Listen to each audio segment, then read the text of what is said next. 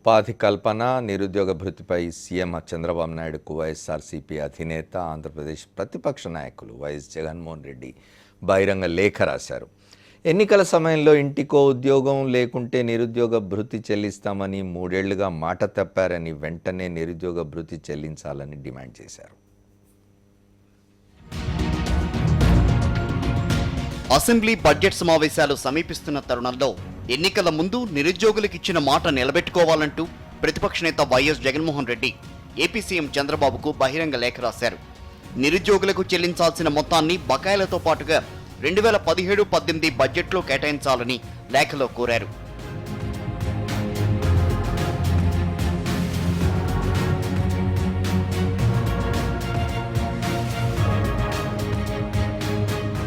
TDP సర్కారు అధికారంలోకి వచ్చి 33 నెలలు గడిచిపోయాయని, నెలకు 2,000 చొప్పున ఒక్కో కుటుంబానికి 66,000 చెల్లించాలన్నారు. 1,75,00,000 నిరుద్యోగులకు 1,15,000 కోట్ల నిరుద్యోగ భృతి బకాయి పడ్డారని లేఖలో పేర్కొన్నారు. మరిచిపోయిన మరికొన్ని వాగ్దానాలు, ఆ వాగ్దానాలకు సంబంధించి బకాయి పడిన మొత్తాన్ని గుర్తు చేసేందుకు త్వరలోనే ప్రభుత్వానికి మరో లేఖ రాస్తానని వైఎస్ జగన్ ప్రకటించారు. ఇప్పటికైనా చంద్రబాబు నాయుడు గారు అన్ని వాగ్దానాలను తొంగలో తొక్కారు.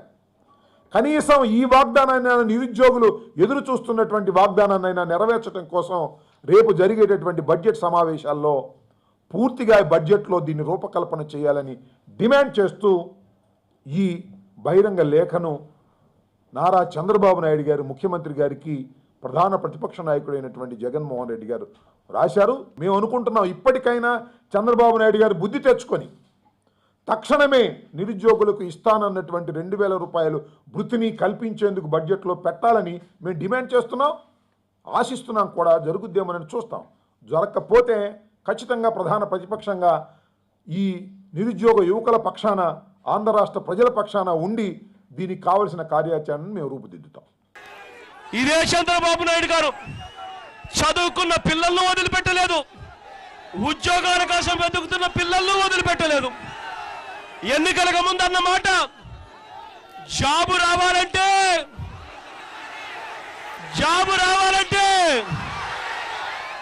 బాబు రావాలి అన్నాడా లేదా?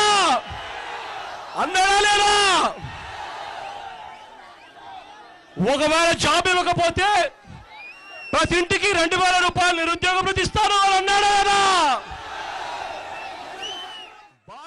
నిరుద్యోగులకు ఇచ్చిన మాటను వైఎస్ఆర్ కాంగ్రెస్ పార్టీ వివిధ వేదికల ద్వారా పదే పదే గుర్తు చేస్తూనే ఉంది. అయినా ప్రభుత్వానికి చీమ కుట్టినట్టు కూడా లేదని లేఖలో జగన్ అన్నారు. ఇచ్చిన మాట మర్చిపోవడం వల్లే తాను ఈ లేఖ రాయాల్సి వచ్చిందని స్పష్టం చేశారు.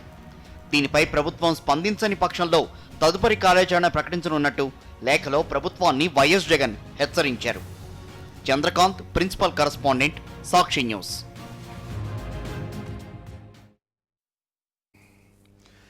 2 తెలుగు రాష్ట్రాల్లో కూడా ఎన్నికల సమయంలో ఇప్పుడు అధికారానికి వచ్చిన 2 పక్షాలు కూడా నిరుద్యోగులకు కొత్త ఆశల్ని కల్పించినాయి. తప్పనిసరిగా లక్షల సంఖ్యలో ఉద్యోగాలు వస్తాయి మీ అధికారంలోకి వస్తాయని చెప్పిన ఇటు తెలంగాణ రాష్ట్ర సమితి, అటు ఆంధ్రప్రదేశ్లో తెలుగుదేశం పార్టీ 2 కూడా చాలా వరకు విఫలమైనాయి. ఈ ప్రయత్నంలో ఉద్యోగాలు కల్పించడంలో ఆంధ్రప్రదేశ్ ప్రతిపక్ష నేత ఇవాళ ముఖ్యమంత్రికి ఒక బహిరంగ లేఖ రాసినారు. ఉద్యోగాలు ఏమైనాయి? 1,75,00,000 మంది నిరుద్యోగులకు ఆంధ్రప్రదేశ్లో ఉద్యోగాలు ఇస్తాం, లేకపోతే నెలకు 2,000 రూపాయల చొప్పున నిరుద్యోగ భృతి చెల్లిస్తామని చెప్పినారు. 33 మాసాలైంది. 33 మాసాలంటే ఒక్కొక్క నిరుద్యోగికి 66,000 రూపాయల నిరుద్యోగ భృతి ఆంధ్రప్రదేశ్ ప్రభుత్వం బాకీ పడి ఉంది. అంటే 66,000 రూపాయల చొప్పున ఒక్కొక్కరికి 1,75,00,000 మందికి ఎంత చెల్లించాల్సి ఉంటుంది? వచ్చే బడ్జెట్ సమావేశాలు రేపు 6వ తారీఖున ఆంధ్రప్రదేశ్ బడ్జెట్ సమావేశాలు ప్రారంభం కాబోతున్నాయి శాసనసభ. అందులో దీనికి సంబంధించి నిధులు కేటాయిస్తారా అని ఆయన ప్రశ్నిస్తున్నారు. లేకపోతే మేము కార్యాచరణ దిగాల్సి వస్తుందని చెప్తున్నారు. అయితే ఇప్పటికే తెలంగాణలో నిరుద్యోగులు రోడ్ల మీదకి వస్తున్నారు. పార్టీలకు అతీతంగా తెలంగాణలో నిరుద్యోగ యువత రోడ్ల మీదకి వచ్చింది. ఇవాళ జరిగిందంతా రోజంతా మనం టెలివిజన్ ఛానళ్లలో వీక్షించినాము. ఏం జరిగిందో తెలంగాణ జేఏసీ అధ్యక్షుడు కోదండరాంను అరెస్ట్ చేసిన తీరు, నిర్బంధించిన తీరు, జేఏసీ కార్యకర్తల్ని, నాయకుల్ని, నిరుద్యోగ యువకుల్ని అరెస్ట్ చేసిన తీరు కూడా చూసినాం మనం. అంటే ప్రభుత్వాలు ఎన్నికలు ఇప్పుడు ఇచ్చిన హామీల్ని నిలబెట్టుకోవు అని రెండు ప్రభుత్వాలు కూడా చెప్పదలుచుకునే అర్థం కావడం లేదు. దాని గురించి మాట్లాడుకుందాం. అమర్నాథ్ గారు చెప్పాలి ఏం జరుగుతుంది. ఎన్నికల హామీలు ఇష్టం వచ్చినట్టు ఇవ్వడం, తర్వాత వాటిని అమలు చేయకుండా ఉండడం, దానికి ఏవో కుంటి సాగులు చెప్పడం అన్నది ఇప్పుడు అదొక ఫ్యాషన్ అయిపోయింది ప్రతి రాజకీయ పార్టీకి అక్రాస్ ది బోర్డ్. దాంట్లో కాస్త ఎక్స్పర్టీజ్ సంపాదించింది చంద్రబాబు నాయుడు, ఆ తర్వాత మన కేసీఆర్. అంటే దాంట్లో ఎక్స్పర్టీజ్ వస్తే వారిద్దరికి ర్యాంకింగ్ ఇవ్వాలంటే చంద్రబాబు నాయుడు పైన ఉంటారు ఇప్పుడు.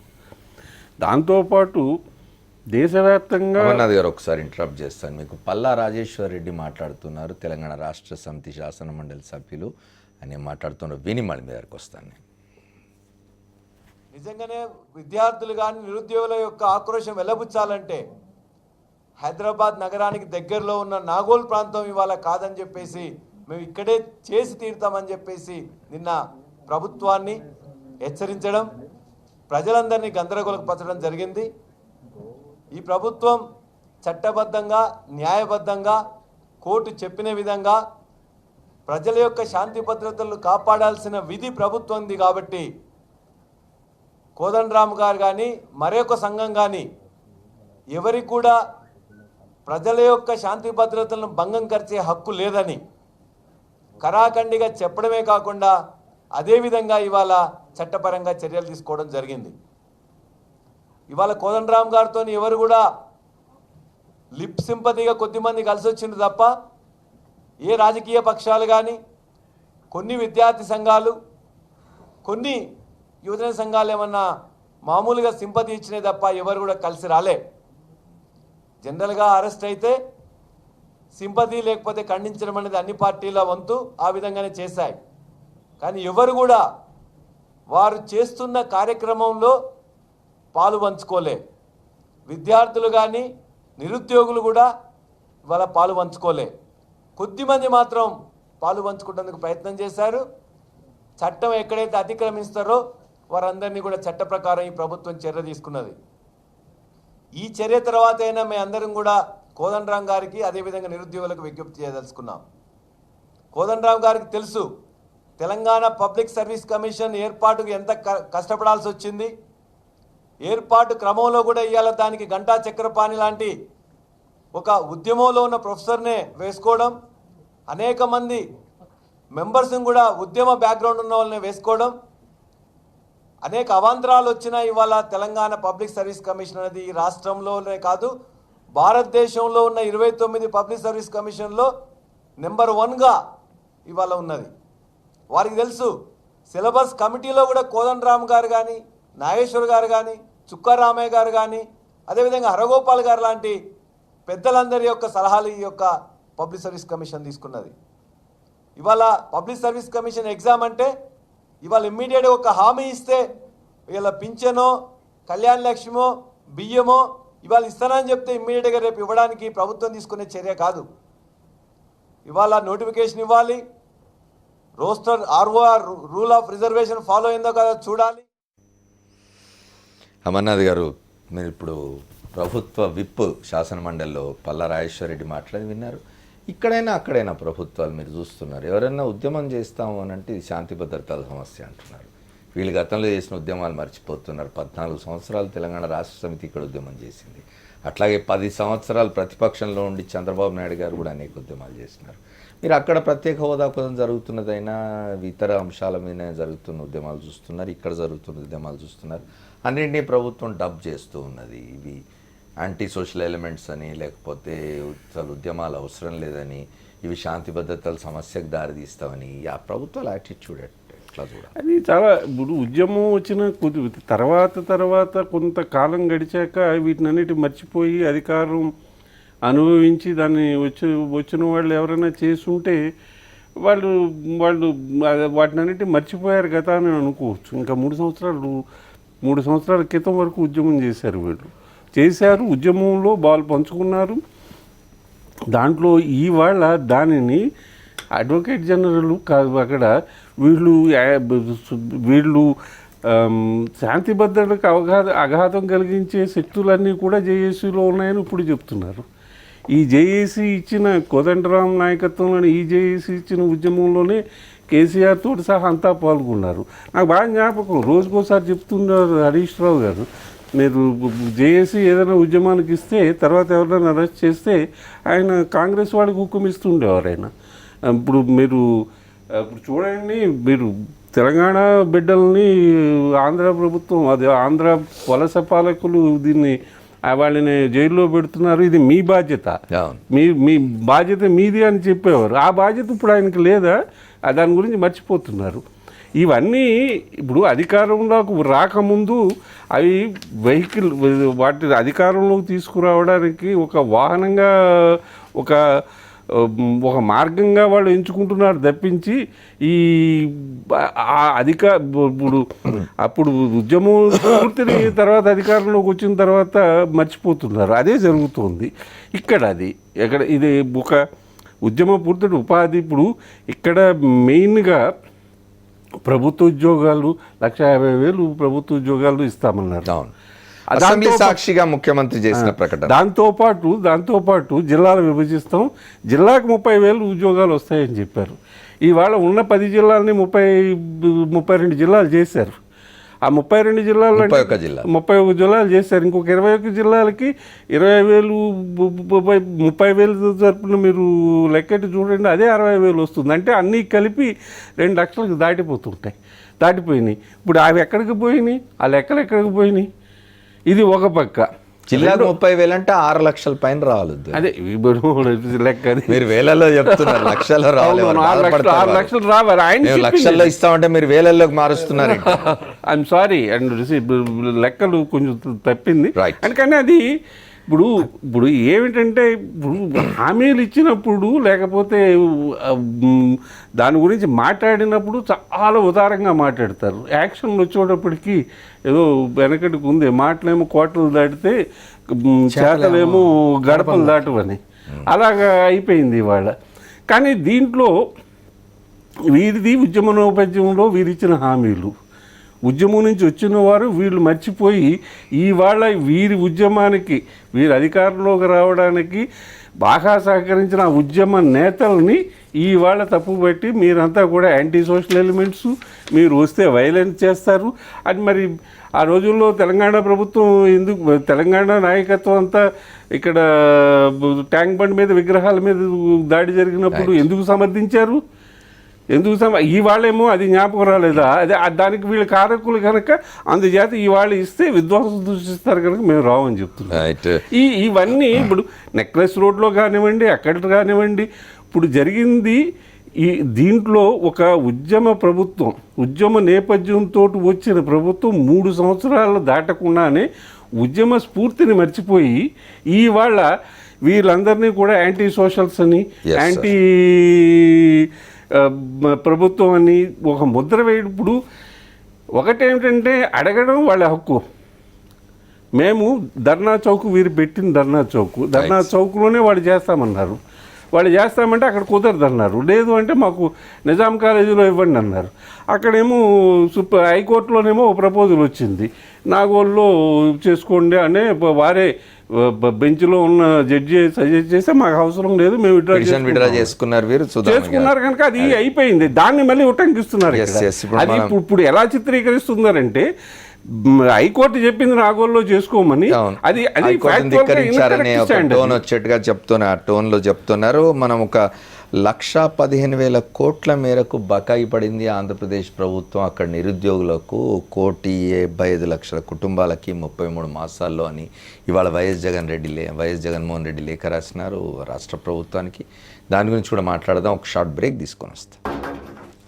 Welcome back to the fourth estate. మనం 2 తెలుగు రాష్ట్రాల్లో నిరుద్యోగం గురించి, దాని మీద జరుగుతున్న పోరాటం గురించి మాట్లాడుకుంటున్నాం. తెలంగాణలో అయితే పౌర సమాజం రోడ్ల మీదకి వస్తున్నది. జేఏసీ ఆధ్వర్యంలో ఆంధ్రప్రదేశ్లో ప్రతిపక్ష పార్టీ, ప్రధాన ప్రతిపక్షం, శాసనసభలో ఉన్న ఒకే ఒక ప్రతిపక్షం మాట్లాడుతున్నది.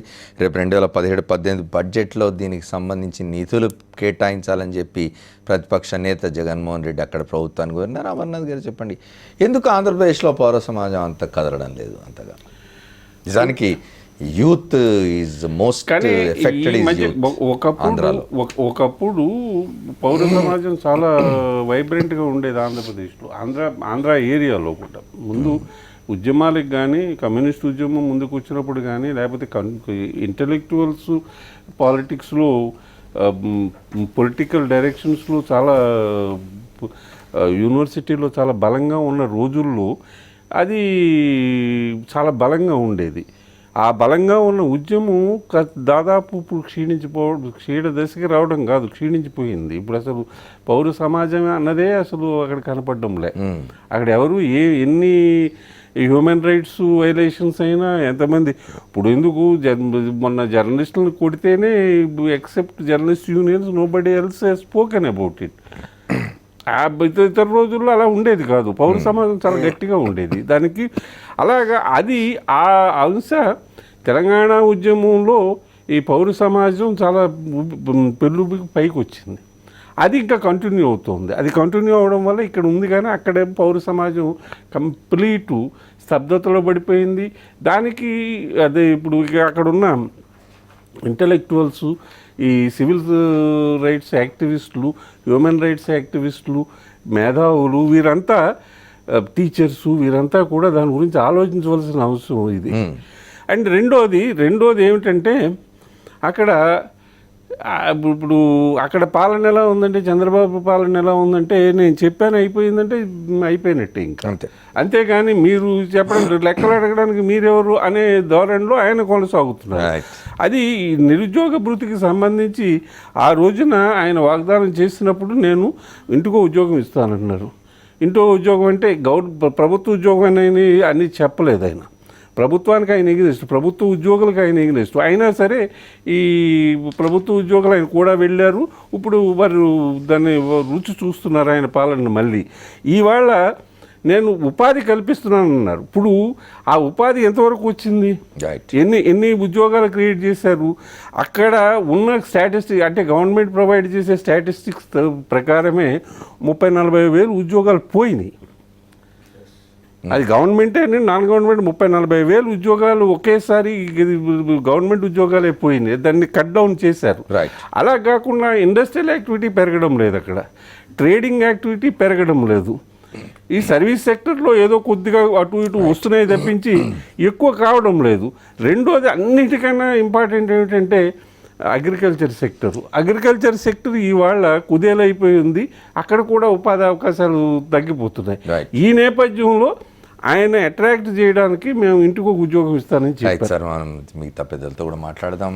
ఒకసారి సుందరరామ శర్మ గారు చెప్పండి, జాబ్ రావాలంటే బాబు రావాలి. అప్పుడు మనకు 2014 ఎన్నికలు జరుగుతున్నప్పుడు, అంటే 2 రాష్ట్రాలు విడిపోయినప్పటికీ మొత్తం 294 నియోజకవర్గాల ఎన్నికలు జరిగినాయి. తెలంగాణ ప్రాంతంలో కూడా తెలుగుదేశం పార్టీ స్లోగన్స్, పోస్టర్స్ చూసినాం మనం, జాబ్ రావాలంటే బాబు రావాలి అని. మరి బాబు వచ్చినారు, ఇంతకుముందు చాలా వివరంగా చెప్పినారు అమర్నాథ్ గారు ఏ సెక్టర్లో ఎట్లా ఉద్యోగాలు పోయినాయని. ఏం జరుగుతుంది ఆంధ్రప్రదేశ్లో? ఇప్పుడు ప్రతిపక్ష శాసనసభలో ఉన్న ఒకే ఒక ప్రతిపక్షం రేపు బడ్జెట్లో 2017-18 బడ్జెట్లో నిధులు కేటాయించాలని డిమాండ్ చేస్తూ ఉన్నది. మొదటిసారి బాబు వస్తే జాబు వస్తుంది, బాబు రావాలి అనేటువంటిది మనం ఆ రోజు టీవీలో కనుక మనం బాగా చూసినట్లయితే బ్రహ్మాండమైనటువంటి సైకిల్ టింగ్ టింగ్ టింగ్ అని బెల్ కొట్టుకోవటం, అది రావటం, ఇవన్నీ చూసాం. ఆ బెల్లు, ఆ సైకిల్ యొక్క ఇవి అన్నీ చూసి జనం ఏమనుకున్నారంటే బాబు వస్తే మనకు జాబ్ వస్తుంది అనుకుని నిజంగా కూడా ప్రజలు ముందుకు పోయి ఓట్లేశారు, ముఖ్యంగా యువత.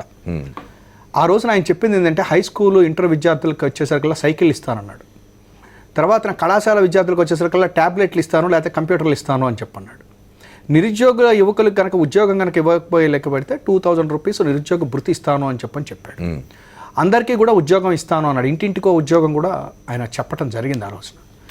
అయితే ఇవాళ మేము అంటున్నది ఏంటంటే, ఆయన చెప్పినటువంటి హామీలు ఏవైతే మేనిఫెస్టోలో ఉన్నాయో, రైతులకి రుణమాఫీ చేస్తానని కానీ, ఇంటికి బంగారం తీసుకొచ్చి ఇంటికి ఇస్తానన్నది కానీ, డ్వాక్రా మహిళల విషయంలో కానివ్వండి, ఎస్సీ ఎస్టీ బీసీలకు ఇస్తానన్నటువంటి సప్లాన్కి సంబంధించినటువంటి కానివ్వండి, ఇవన్నీ హామీల్ని కనుక మనం తీసుకునేటట్లయితే ఆయన మేనిఫెస్టో ఫుల్గా బ్రహ్మాండంగా రాశారు. 600 అంశాలని తీసుకురావడం జరిగింది. మేము ఇవాళ మొట్టమొదటగా ఇందాక భారతీయ జనతా పార్టీ మొన్న బ్రహ్మాండంగా ఆయన 20,000 రూపాయల నుంచి 2,000 రూపాయలకి సంస్కరణలు తీసుకుని వచ్చాము రాజకీయ పార్టీలు అని చెప్పడం జరిగింది. 20,000 రూపాయల నగదు నుంచి 2,000 రూపాయలకి దేశం పైన అయితే చెక్ ఇవ్వాలి. ఇవాళ మనందరం అడగాల్సింది ఏంటంటే, ఇందాక కూడా మన ఒక డిస్కషన్లో వచ్చింది, ఇవాళ ఆంధ్రప్రదేశ్లో ఉన్నటువంటి మేధావి వర్గం కానివ్వండి, ప్రజలు కానీ ఎందుకు బయటికి రావట్లేదు అనేది కూడా ఒక ఇది వచ్చింది. దాని గురించి చర్చ వచ్చింది. అట్లాంటి టైంలో నేనేమంటున్నానంటే, ఇవాళ ఈ మేనిఫెస్టోకి శాంక్టిటీ ఏంటి అసలు? అంటే ఎన్నికలు వచ్చినప్పుడు వాళ్ళ ఇష్టం వచ్చినటువంటి కావాల్సినటువంటి మాటలన్నింటినీ ఇందులో ఇచ్చేసేయచ్చా? ఆ రోజున కనుక మీరు ఎన్నికల్లో చూసినట్టయితే కొంతమంది పార్టీలు కూడా చెప్పడం జరిగింది, రైతు రుణమాఫీ చేయటం అనేటువంటిది జరిగేటువంటి పని కాదు, 82,000 కోట్ల రూపాయలు ఇవ్వలేమో అని అంటే, చంద్రబాబు నాయుడు గారిని ఎలక్షన్ కమిషన్ ఒక లెటర్ కూడా చంద్రబాబు నాయుడు గారు ఎలక్షన్ కమిషన్కి ఇచ్చారు. నేను చాలా సీనియర్ మోస్ట్, నాకు తెలుసు, మేము వర్కౌట్ చేసామని కూడా ఆయన చెప్పారు. అట్లాగే ఈ నిరుద్యోగ భృతి గురించి, వీటన్నిటి గురించి కూడా నేను చాలా సీనియర్ నాయకుడిని కాబట్టి డెఫినెట్గా నేను ఇస్తాను అనేటువంటిది ఒక భ్రమ అనండి. ఇప్పుడు భ్రమ అని అంటున్నాం, ఆ రోజు మనం నిజంగా చేస్తాడేమో అనుకుని చెప్పడం, ఆ రోజున ఆశ, ఈ రోజు భ్రమ.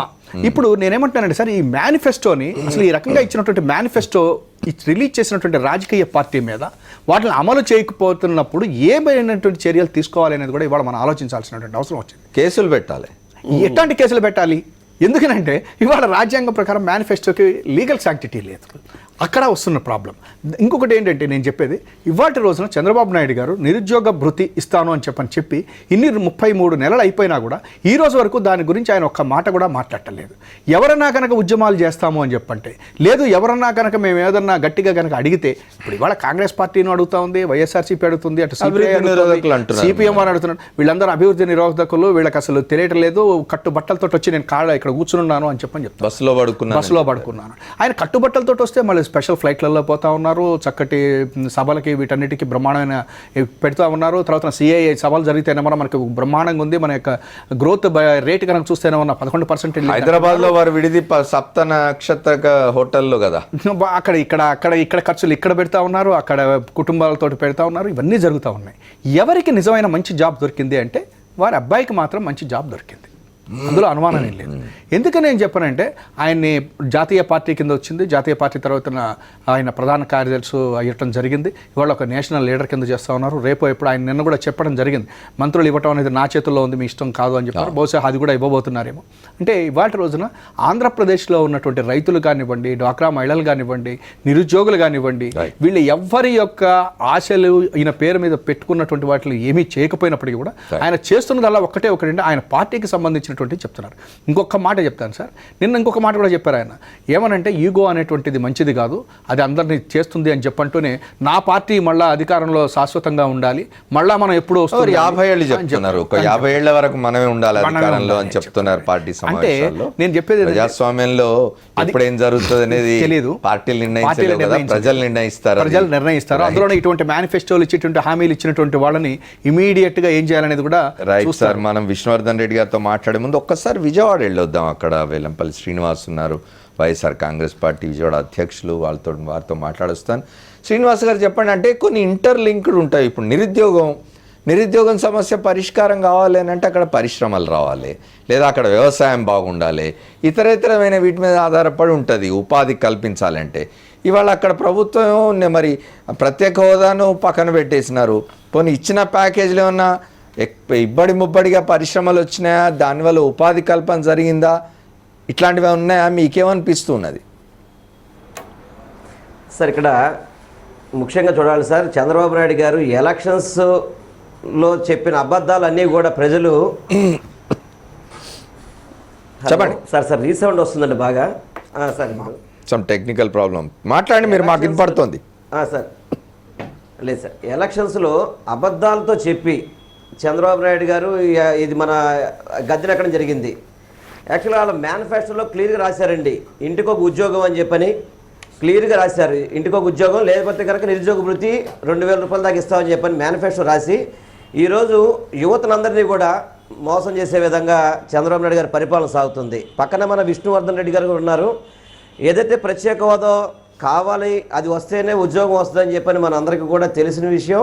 కానీ కేంద్రంలో ఉన్న ఇబ్బందుల్ని చంద్రబాబు నాయుడు గారే దాన్ని మాకు అవసరం లేదు, మేము ఉద్యోగాలు ఇస్తామని చెప్పని ఆయన మాయ మాటలు చెప్పి ఈ రోజు వరకు యువత దగ్గరికి వెళ్తే మన యువపేరు జరిగిందండి గుంటూరులో. యువత ఎంతవరకు బాధపడుతున్నారు అనేది అది చూసైనా సరే చంద్రబాబు మారుతారని అనుకున్నాం, కానీ వారిలో ఎటువంటి మార్పు లేదు. మార్పు లేకుండా ఏదైతే మోసపూరిత వాగ్దానాలు ఉన్నాయో ఆ వాగ్దానాలు చేసినట్టే చూపెడుతూ ఒక ఉద్యోగం కూడా ఇవ్వకుండా మభ్యపెట్టే వ్యక్తి చంద్రబాబు నాయుడు గారు సార్. ఆల్రెడీ ఇప్పుడు ఏదైతే తెలంగాణలో అక్రమంగా మామూలుగా పోలీసులు అరెస్టులు చేస్తారు. ఆంధ్రప్రదేశ్లో ఇంకా అంతకంటే ఘోరంగా ఉందండి. ఇంట్లోంచి బయట రానివ్వట్లేదు. ఏదైనా ఇష్యూ చెప్దామంటే నిరసన తెలియపరచాలలో కూడా భయపడే విధంగా, ప్రజలందరూ భయపడే విధంగా ఈ యొక్క పోలీసు పరిపాలనతో ఈ యొక్క రాజ్యం సాగుతుందండి. యువతకి మోసం చేశారు. తప్పకుండా ఇది అనుభవించే రోజు దగ్గరలో ఉందని చెప్పి నేను మీ ద్వారా చంద్రబాబు నాయుడు గారికి తెలుసు. శ్రీనివాస్ గారు ఒక్క మాట, ఎందుకు సివిల్ సొసైటీ కదలడం లేదు సార్? సివిల్ సొసైటీ ఎందుకు కదలడం లేదు? ప్రజలు ఎందుకు రోడ్ల మీదకి రావడం లేదు సార్?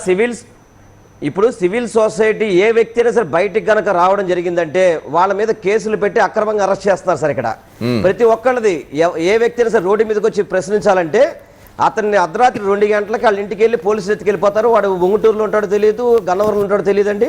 మళ్ళీ 48 గంటల తర్వాత బయటకు వదులుతారు వాళ్ళని. భయపడతారు సార్ ప్రజలను కూడా. ఈరోజు ఇదిలిబాన్లు ఏ విధంగా పరిపాలిస్తారు, హిట్లర్ పరిపాలన మా విజయవాడలో అయితే పూర్తిగా అదే విధంగా ఉందండి. దానికోసం భయపడతారు పబ్లిక్. కానీ వాళ్ళు నిగురుగా పిల్లిప్పులాగా పబ్లిక్ అంతా కూడా ఎదురు చూస్తున్నారు. ఏదో రోజు తిరగబడే రోజు తప్పకుండా వస్తుంది. తెలంగాణ కంటే కూడా ఇక్కడ ఉధృతంగా ఉంది సార్ ఇక్కడ. రైట్ నేను మళ్ళీ వస్తాను మీ దగ్గరికి. ఒకసారి విష్ణువర్ధన్ రెడ్డి గారితో మాట్లాడు. విష్ణువర్ధన్ రెడ్డి గారు ఒకటి చెప్తాను నేను. వారు ఇప్పుడు శ్రీనివాస్ ఓ మాట అన్నారు, ఎవరైనా బయటికి రావడానికి భయపడుతున్నారు, వాళ్ళని అరెస్ట్ తీసుకుపోయి 48 గంటల్లో కూడా పెడుతున్నారు. ఇటీవలే మనం శాసనసభ్యురాలు రోజాతో వారు బిహేవ్ చేసిన పద్ధతి చూసినాం. ఆమె అక్కడికి పోవడం ఇష్టం లేకుంటే ఎయిర్పోర్ట్లో, గన్నవరం ఎయిర్పోర్ట్లోనే ఆపేసి మళ్ళీ ఫ్లైట్ ఎక్కించి పంపించవచ్చు.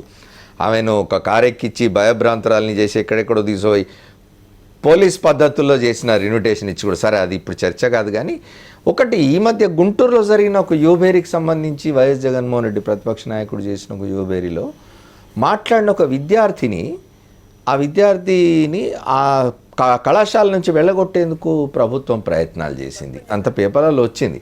మళ్ళీ దాని మీద పెద్ద ఎత్తున నిరసన రావడంతో మానుకున్నట్టు తెలిసింది. ఇదేమిటి ఈ ధోరణి? మీరు హామీ ఇచ్చినారు, ఇంతకుముందు చర్చలో వచ్చినట్టు మేనిఫెస్టోలో మీరు చెప్పిన విషయాలు మీరు కనుక అమలు చేయకపోతే మీ మీద కేసులు పెట్టాలి. దానికి సంబంధించి నిజానికి పౌర సమాజం నుంచి, దేశంలో అన్ని వర్గాల నుంచి కూడా ఒక డిమాండ్ రావాలి.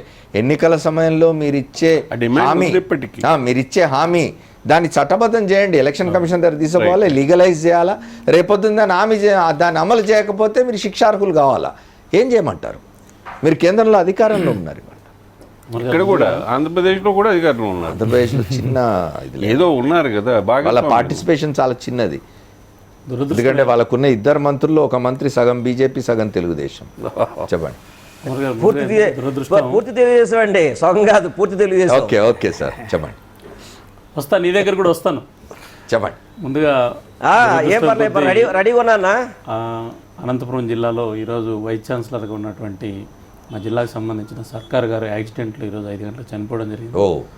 ఉద్యోగరీత్యా ఒక నిజాయితీ పడినటువంటి వైస్ ఛాన్సలర్గా ప్రముఖ ఆంధ్రప్రదేశ్లో, తెలుగు రాష్ట్రాల్లో ప్రముఖ వ్యక్తి ఈరోజు రోడ్డు ప్రమాదంలో చనిపోవడం అనేటువంటిది ఈరోజు మనం ఈ నిరుద్యోగ సమస్య మీద మాట్లాడుతున్న సందర్భంలో జరిగిన ఒక దురదృష్టం సంఘటన భావిస్తూ వారి కుటుంబానికి, వారితో పాటు చనిపోయినటువంటి వారి పిఏకి, అదేవిధంగా డ్రైవర్ కూడా భారతీయ జనతా పార్టీ నుంచి వ్యక్తిగతంగా నా సంతాపాన్ని, మనందరి తరఫున కూడా, సాక్షి తరఫున కూడా మన సంతాపం తెలుపుతున్నాం. చెప్పండి. రెండోది, ఈ నిరుద్యోగ సమస్యకు సంబంధించిన విషయంలో ఈరోజు కోదండరాం గారు చేస్తున్న ఆందోళన సంబంధించి అర్ధరాత్రి 3:30 కాడ ఇంటికి పోయి, ఆయన ఒక ప్రొఫెసరు, సైద్ధాంతికంగా లేకపోతే రాజకీయంగా మేము విభేదించవచ్చు, కానీ ఒక ఉద్యమానికి సంబంధించిన అంశంలో, ఒక న్యాయమైనటువంటి సమస్య విషయంలో మాట్లాడుతున్న సందర్భంలో 3:30 కాడ పోయి ఈరోజు ఈ రాష్ట్ర ప్రభుత్వం, తెలంగాణ ప్రభుత్వం ఆ రకంగా పోలీసులు పాశవికంగా వ్యవహరించాల్సినటువంటి అవసరం లేదనేటువంటిది నా ఉద్దేశం. కాబట్టి ఒకసారి పునరాలోచించుకుంటే బాగుంటుంది అనేటువంటిది కూడా నేను ఏ ప్రభుత్వమైనా కాదు, ఆయన కోదండరాం గారు అనేటువంటి రాజకీయ నాయకుడేం కాదు, ఒక ప్రొఫెసర్గా మనందరికీ సుపరిచితుడు. దాన్ని కూడా భారతీయ జనతా పార్టీగా మేము ఖండిస్తున్నాం. అమర్ గారు, ఒకటి, నిరుద్యోగ సమస్య అనేటువంటిది ఈ రోజుతో ప్రారంభమైనటువంటిది కాదు, ఈ రోజుతో ఒక కొన్ని పార్టీలు లేదా కొన్ని నెలల కింద సంబంధించిన అంశం కాదు. అయితే ఏదేమైనా కూడా రాజకీయ పార్టీలు మీరు ఇప్పటిదాకా చెప్పినప్పుడు మేము ఎన్నికలకు వచ్చే సందర్భంలో మేము ఒక అంశాన్ని చెప్తాం. మా దగ్గర ఒక అజెండా ఉంది, నిరుద్యోగ సమస్య పరిష్కారానికి మా వ్యూహాలు మాకున్నాయి, మాకు ఎన్నికల్లో గెలిపిస్తే మా ప్రభుత్వం అధికారంలోకి వచ్చిన తర్వాత మేము ఇవి చేస్తామనేటువంటిది అన్ని రాజకీయ పార్టీలు కూడా మేనిఫెస్టోలో పెడుతుంది. దీంట్లో కొంత మనం ఇప్పటిదాకా మీరు మన ఈ సాక్షి డిబేట్లో మాట్లాడేటువంటి ప్రధానమైన హైలైట్ ఏదైతే ఉందో, ఈ 2000 రూపాయలు నిరుద్యోగ భృతి, ఇంటికో ఉద్యోగం అనేటువంటిది మన మేనిఫెస్టోలో పెట్టే సందర్భంలో ఎంత సాధ్యం అనేటువంటిది కూడా ఒకసారి ఆలోచించుకొని ఉంటే కూడా బాగుండేది అనేటువంటిది నా అభిప్రాయం. 2, భారతీయ జనతా పార్టీగా మేము వస్తే ఆంధ్రప్రదేశ్లో ఒక ఎన్నికల మేనిఫెస్టోని మేము రిలీజ్ చేసాం. దేశంలో ఒక ఎన్నికల మేనిఫెస్టో రిలీజ్ చేసాం. ఆంధ్రప్రదేశ్లో ఎన్నికల మేనిఫెస్టో మా సోదరుడు ఇప్పుడు కాంగ్రెస్ పార్టీ ప్రతినిధి తీసుకొచ్చాడు. ఇది దీంట్లో మేము ఇచ్చినటువంటి ఎన్నికల హామీలకు భాగంగా, ఎందుకంటే పెద్దల అమర్ గారు ఒక విషయం చెప్పారు, మేనిఫెస్టోలో ఎవరైనా మాట తప్పితే వాళ్ళ మీద అవసరమైతే కూడా చట్టబద్ధంగా కేసులు పెట్టాలనేటువంటిది. అందుకే నేను ఒక్క 1 minute ఆ పాయింట్ మాట్లాడి మిగతా నేను అంశాన్ని మాట్లాడుతాను. దీంట్లో మేము ఇచ్చినటువంటి దాంట్లో ప్రధానంగా మేము 12వ పేజీలో యువతకు సంబంధించినటువంటి ఇచ్చిన హామీలో ఒకటి ఏంటంటే 4 అంశాలు. ఒకటి, స్కిల్ డెవలప్మెంట్కి సంబంధించిన ఒక కార్పొరేషన్ ఏర్పాటు చేస్తాం. నిరుద్యోగ భృతికి సంబంధించి బ్యాంకుల ద్వారా ఒక నిరుద్యోగ భృతికి సంబంధించిన డబ్బులు ఒకటి మేము కేంద్ర స్థాయిలో డబ్బులు డిపాజిట్ చేసి దాని ద్వారా బ్యాంకులు డబ్బులు ఇస్తామని చెప్పడం జరిగింది. మూడోది, ఈ యొక్క క్రీడా రంగానికి సంబంధించినటువంటి ప్రోత్సహించేదానికి మేము సహకరిస్తామని చెప్పడం జరిగింది. ప్రధానంగా స్కిల్ డెవలప్మెంట్ కార్పొరేషన్ ఈరోజు ఈ దేశంలో భారతీయ జనతా పార్టీ అధికారంలోకి వచ్చిన తర్వాత మొట్టమొదటిసారిగా స్కిల్ డెవలప్మెంట్కి సంబంధించినటువంటి కార్పొరేషన్ ఏర్పాటు చేసాం. దానికి నిధులు ఇచ్చాం. దానికి రాజీవ్ ప్రతాప్ రూడిని మంత్రిత్వ శాఖ స్కిల్ డెవలప్మెంట్ కో మంత్రి ఉన్నారు. మంత్రిత్వ శాఖ లేదు, మంత్రిత్వ శాఖ స్కిల్ ఇంకొకటి అడుగుతున్నాను సార్, 2 లక్షల నేను ఇంకొకసారి కూడా రెక్టిఫై చేస్తున్నా. యూపీఏ ప్రభుత్వంలో కూడా స్కిల్ డెవలప్మెంట్ కార్పొరేషన్ అనేది ఏర్పాటు చేశారు, నేను కాదనట్లేదు. స్కిల్ డెవలప్మెంట్ కార్పొరేషన్ సంబంధించిన మంత్రిత్వ శాఖ ఏర్పాటు చేసింది ఈ రోజు నరేంద్ర మోడీ నేతృత్వంలోని ఈ రోజు రాజీవ్ స్కిల్ డెవలప్మెంట్ దానికి ఇన్ఛార్జ్ గా మీ పార్టీలో ఉన్న బీజేపీ రాష్ట్ర మహిళా అధ్యక్షురాలు పురంధేశ్వరి గారు ఉన్నారు. కార్పొరేషన్ ఏర్పాటు చేసిందని నేను అడ్మిట్ అవుతున్నా. స్కిల్ డెవలప్మెంట్ కార్పొరేషన్ కు ప్రత్యేక మంత్రిత్వ శాఖను ఏర్పాటు చేసిన చరిత్ర మాకే ఉందనే విషయం. మీరు కొంచెం ముందు పోయి మంత్రిత్వ శాఖ కూడా ఏర్పాటు మేము ఇచ్చిన ఎన్నికల మేనిఫెస్టోలో సంబంధించి చిన్న పరిశ్రమలు ఏర్పాటు చేసుకుని తద్వారా నిరుద్యోగ యువకులు ఎవరైనా ఉపాధి కల్పించుకుంటే వాళ్ళకు మేము సబ్సిడీ ఇస్తామని చెప్పడం జరిగింది. ఈరోజు ఎస్సీ ఎస్టీలకు సంబంధించిన నిరుద్యోగులు ఎవరైనా ఉద్యోగాన్ని ఈ యొక్క బ్యాంకులకు అప్లై చేసుకుంటే అన్ఎంప్లాయ్మెంట్ సంబంధించినటువంటి పరిష్కారంలో భాగంగా 1 కోటి రూపాయల వరకు సెక్యూరిటీ అడగకుండా బీజేపీ మేనిఫెస్టోలో ఏం చెప్పింది, బీజేపీ ఏం చేయాలి, 2 లక్షల ఉద్యోగాలు కేంద్రం యొక్క చర్చ ఏమిటి అంటే తెలుగుదేశం పార్టీ మేనిఫెస్టోలో ఇది పెట్టింది, అది అమలు కాలేదు. ఇవాళ ప్రతిపక్ష నాయకుడు అడుగుతున్నాడు, ఈ 33 మాసాల్లో ఇంత ఇవ్వాల్సి ఉన్నది, మీరు ఆ బకాయిలు రేపు బడ్జెట్ లో పెట్టి ఇవ్వండి అంటున్నాడు. దాని మీద బీజేపీ వైఖరి ఏంటి? ఇప్పుడు ఇంకొకటి కూడా ఉంది సార్, 2 లక్షల ఉద్యోగాలు ఇస్తాము 5 ఏళ్లలో అని చెప్పడం కూడా జరిగింది. శర్మ గారు ఒక్క నిమిషం. అమర్ గారు, నిరుద్యోగము, ఉపాధి కల్పన అనేటువంటిది ఇంటర్లింక్తో కూడుకున్నటువంటి అంశం. ఈరోజు ఈ దేశంలో అధికారంలోకి వచ్చేటువంటి పార్టీలు కానీ రాబోయేటువంటి పార్టీలు కానీ ఎన్నికల మేనిఫెస్టోలు ఇచ్చేటువంటి అంశాలు కానీ ఈరోజు ఆలోచించుకోవాల్సినటువంటి అవసరం ఉంది, పెద్దల అమర్నాథ్ గారు చెప్పినట్టు. ఎందుకంటే ఈరోజు అందరికీ ప్రభుత్వ ఉద్యోగాలు ఇచ్చేస్తాము, ఇంటికి ఒక ఉద్యోగం ఇచ్చేస్తాం అనేటువంటిది శుద్ధ అబద్ధం. ఎవరు ఎన్నికల్లో ఎట్లా చెప్పారు సార్? శర్మ గారు మీరు ఇప్పుడు ఏదో వద్దు సార్,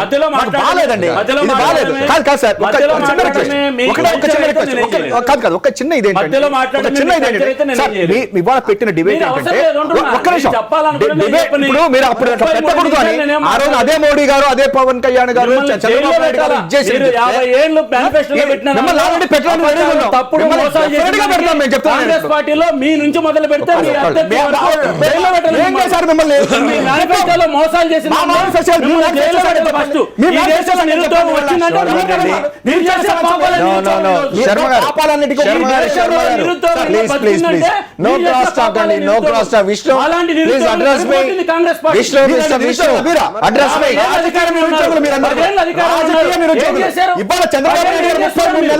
ఏం చేయకపోతే ఇక్కడ అక్కడ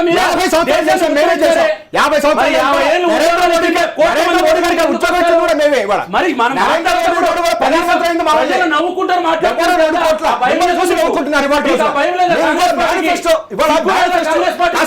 మేనిఫెస్టో గురించి మాట్లాడతారు మీరు. ఒకటండి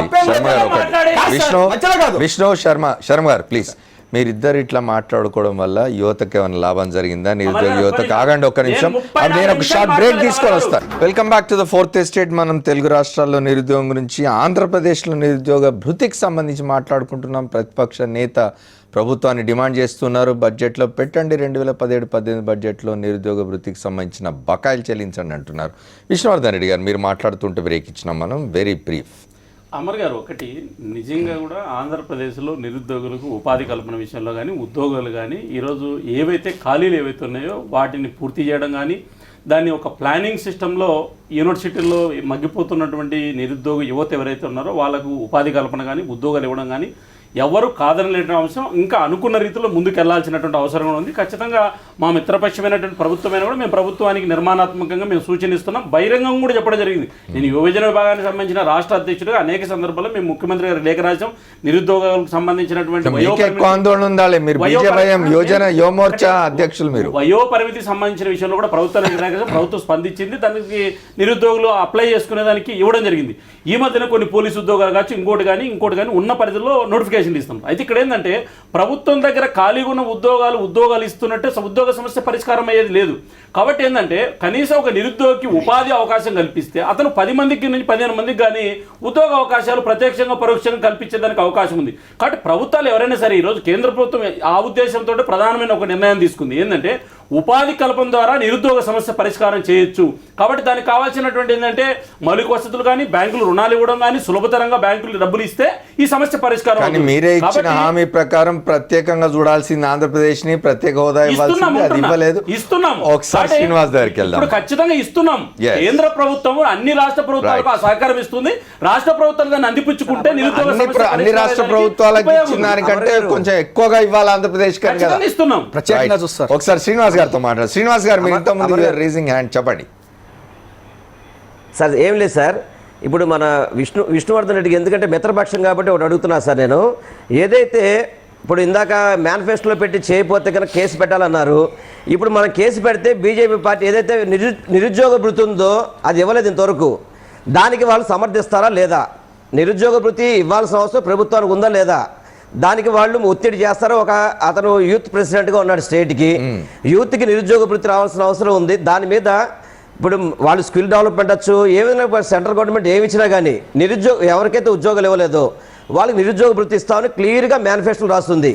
దాని మీద విష్ణువర్ధన్ రెడ్డి గారు స్ట్రైట్ గా చెప్పండి. మన వేరే అక్కడ స్ట్రైట్ గా చెప్పండి దానికి. శ్రీనివాస్ గారు, మొన్నటిదాకా మనం 3 ఏళ్ళు బీజేపీ మీటింగ్ లో కూర్చొని మన ప్రభుత్వం చేసేటువంటి అంశాలన్నీ మనం చెప్పుకున్నాం. నాకంటే కూడా మీరు బాగా చెప్పారు. ఎందుకంటే ఈ దేశంలో ఈ దేశంలో నరేంద్ర మోడీ ప్రభుత్వం ఎంత చక్కగా చేస్తుంది అనేటువంటి విషయాలు మీరే చెప్పారు. అయితే మనం ఇప్పుడు రాజకీయంగా మనం ఇంకొక రాజకీయ పార్టీ ఉండొచ్చు కానీ మంచిని చెడుని మాట్లాడాలి. చెప్పండి శ్రీనివాస్ గారు, ఒక్కటి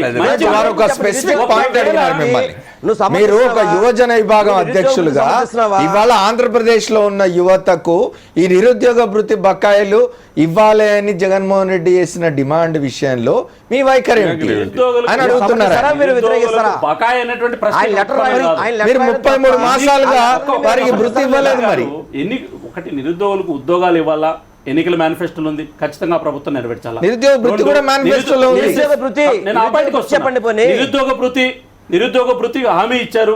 నిరుద్యోగులు అంటే ఎవరు, ప్రామాణికమైంది ఐడెంటిఫై చేసి వాళ్ళకి ఎవరికైనా మన డబ్బులు ఇవ్వకుండా పోతే ఖచ్చితంగా ఏదేమైనా సరే ఆంధ్రప్రదేశ్ లో కావచ్చు, తెలంగాణలో కావచ్చు, ఎక్కడైనా కావచ్చు, మనం ఇచ్చినటువంటి హామీ మేరకు ఒకవేళ కనీసం ఈ బడ్జెట్ లో అయినా సరే ఈ రోజు ఒక కన్స్ట్రక్టివ్ చర్చ జరిగి నిరుద్యోగులకు ఒకవేళ ఉద్యోగమా, ఉపాధి అవకాశాలా, లేకపోతే నిరుద్యోగ భృతి ఇవ్వాలని భారతీయ జనతా పార్టీ మేము కోరుకుంటున్నాం. ఇవ్వాలనే కోరుకుంటున్నాం. శ్రీనివాస్ గారు తప్పుడు పట్టేటువంటి పరిస్థితి మన ఉత్పన్నం అయితే 50 ఏళ్ళు తప్పుడు మేనిఫెస్టోలు ఇచ్చిన కాంగ్రెస్ పార్టీని ఒక్క లీడర్ కూడా బయట పెట్టకూడదు. అందరినీ జైలు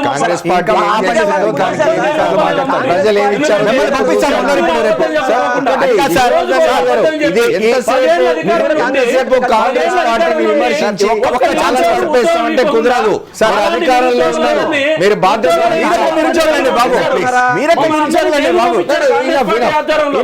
ఎవరెవరు ఎక్కడెక్కడ ఎట్లెట్లా జైలుకు పోవాలనేది ప్రజలు నిర్ణయిస్తారు రేపు. చెప్పు సార్. ఒకటి ఏంటంటే వీళ్ళు ఇట్లా జైలుకు పోవాలి అని చెప్పిన అక్కడ పక్కన ఒక చంద్రబాబు నాయుడు గారు ఇవాళ విష్ణువర్ధన్ రెడ్డి గారు అంటుంటే నేను ఒక చిన్న ఇది సార్, ఇట్లాగే చంద్రబాబు నాయుడు గారు ఏం చేశారని చెప్పంటే నరేంద్ర మోడీ హైదరాబాద్ వస్తే జైలుకి పంపిస్తా అని పోయి ప్రధానమంత్రి అయ్యాడు. అట్లాగే ఇప్పుడు వీళ్ళు కూడా జైలుకి పంపిస్తామని చెప్పి మళ్ళీ కాంగ్రెస్ పార్టీ 2019 అధికారంలోకి వచ్చినా కూడా ఎందుకంటే వీళ్ళ మాటలకే చెప్తున్నాను నేను. ఇంకొక మాట ఏంటంటే సార్, అదిగా సార్ అమర్ గారు పక్షంగా ఆయన కరెక్ట్ గా సమాధానం చెప్పలేదు సార్. నిరుద్యోగ భృతి చెప్పలేదు సార్.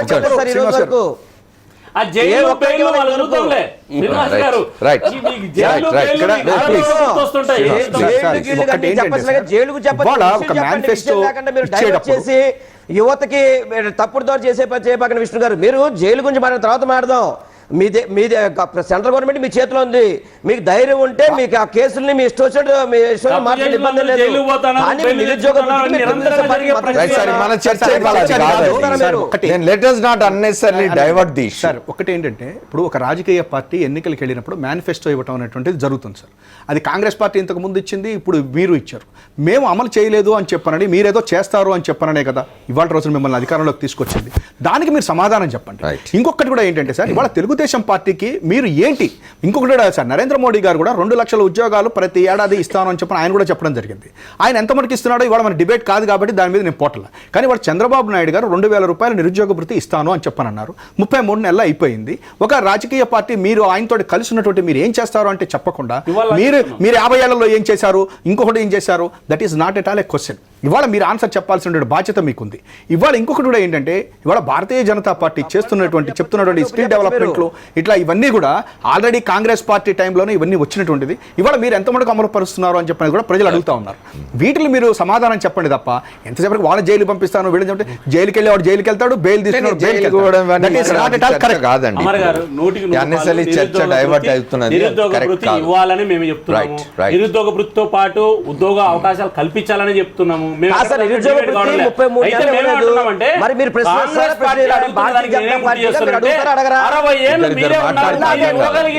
పరిస్థితి ఉత్పన్నమయ్యేది కాదు.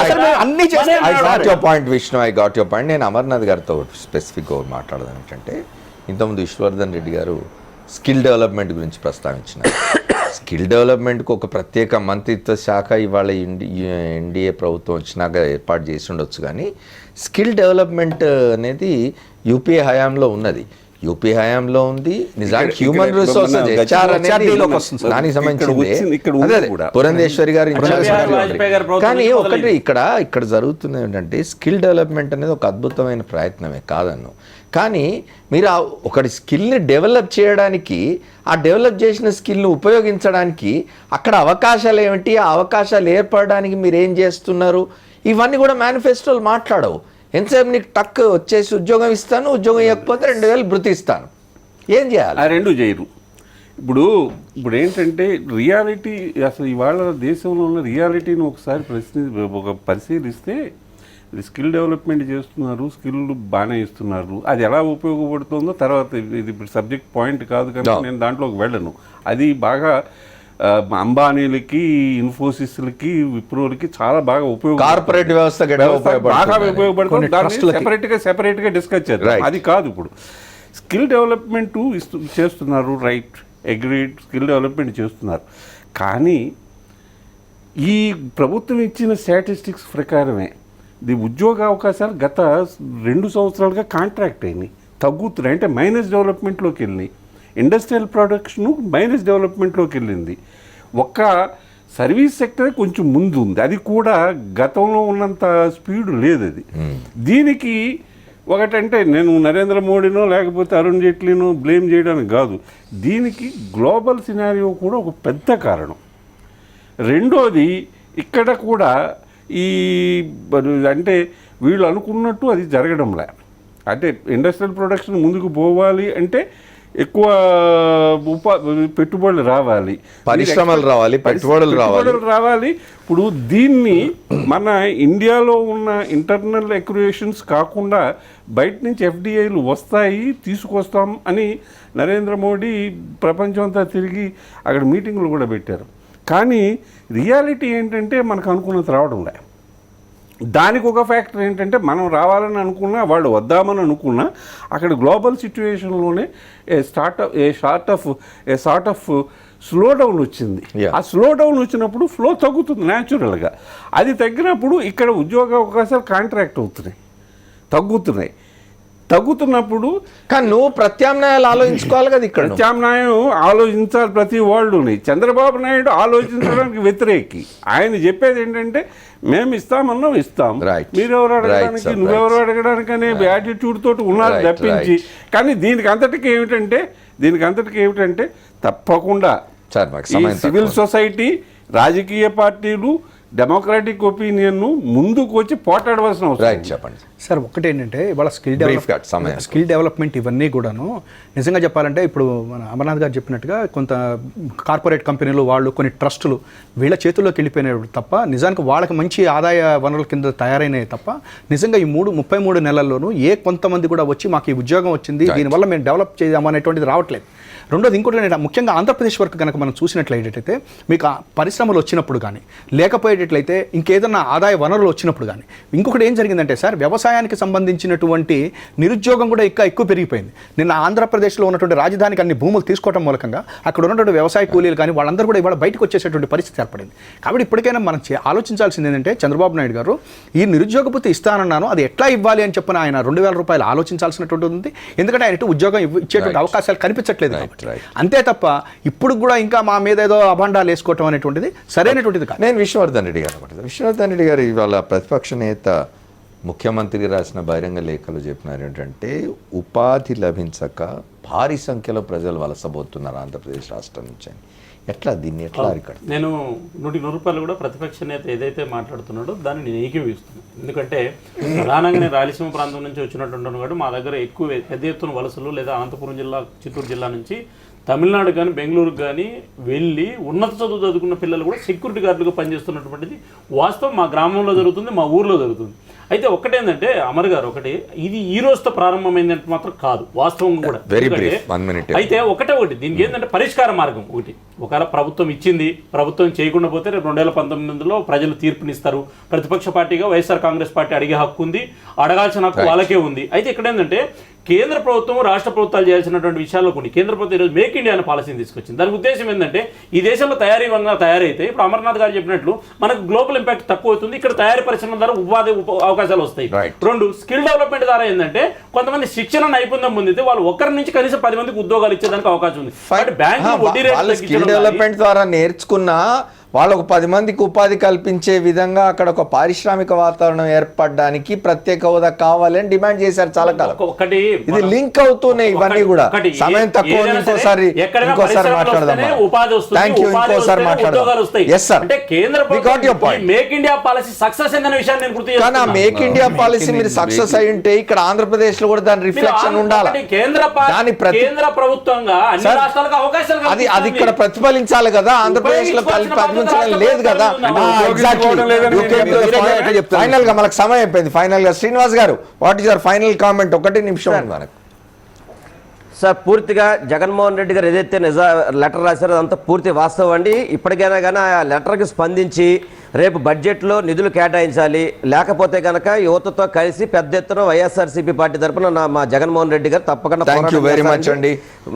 Thank you very much Srinivas గారు, అట్లాగే అమర్నాథ్ గారు, సుందరరామ శర్మ గారు, విష్ణువర్ధన్ రెడ్డి గారు, అందరికీ కృతజ్ఞతలు వాళ్ళ చర్చలో పాల్గొన్నందుకు.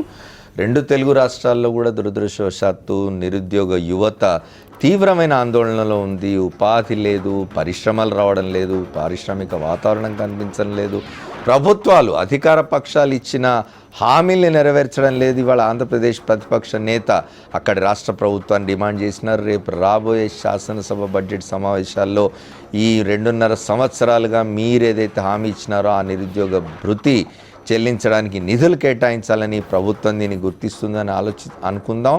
రాష్ట్ర ప్రభుత్వం తప్పనిసరిగా దీని గురించి ఆలోచించాలి. నిరుద్యోగ యువతకు మీరు ఇచ్చిన హామీలు నిలబెట్టాల్సిన అవసరం అయితే ఉన్నది. ఇది వాళ్ళ 4th ఎస్టేట్. రేపటి 4th ఎస్టేట్లో మళ్ళీ కలుద్దాం. Stay tune to Sakshi. This is Amar signing off.